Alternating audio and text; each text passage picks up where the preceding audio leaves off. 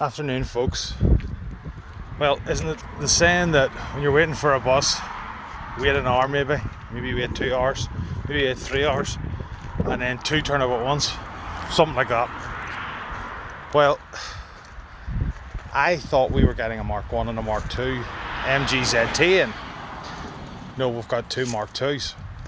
So, this is the Punisher, which is an XPOWER grey on 19-inch black wheels. They're aftermarket wheels, but they push out the stance, as you can see. And British Racing Green Pearlescent is the other car on standard 18-inch. I think they're grid wheels. It's more original equipment. It's done 64,000 miles, the green one. The Punisher has done 57,000, just over. Both automatic, both 2.5 V6, 180 pluses. So, but both different specs, which is interesting as well, and you'll see as we go around. I will do a video on each one, but I just want to sort of give you a quick glance around both of them as they're standing here today. They're not detailed. I mean, they've both been looked after by their relative owners, but you know, as they've came to us, we've collected the XPOWER grey car yesterday from Birmingham, and this car was delivered down from the north of I think it was Teesside.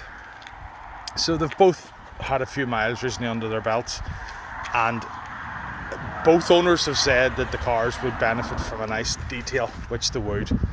The grey one is, I think, the better of the two in terms of condition body wise. The green one has a few little marks. They're both, in my opinion, 3950 cars.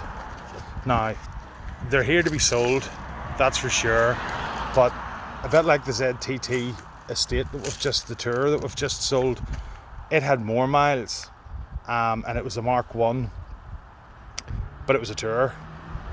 But these two are different and special in their own ways, you know, with the mileage on both particularly. Both run lovely. British Racing Green had 4,600 odd spent in March, April this year on full engine rebuild. It's had gearbox flush, those grid wheels have been refurbished in their time. It's got good tyres all around, two new fronts, two older Pirelli back ones, but the good tread on them. Say British Racing Green, full black leather interior, green door cards, which is really unusual. It has a few little marks around it. Again, the darker colours will show them up. The video will point it out. To me, this is the worst. You know, that's a dent session at best. There's a little pin dent there. And you could have some time going around with touch-up paint and actually doing it right. There's plenty of tutorials online. This doesn't need painted in that sense of the word. It just needs a little bit of a smart repair on that wing, and then time spent with machine polish or elsewhere. And the thing about it is, it's as good as you want to make it. The car has no rust. This car has no rust. That fundamentally for me is the biggest deal. They're running right. Lots of money spent on the green one, lots of money spent in different ways on the Punisher, and it's strange because I asked the chap that owned it what his opinion was on why it was the Punisher. And you see, this is the thing about classic cars, well, about cars in general. We all have our own opinions about what makes our cars ours, and some people don't like to express themselves.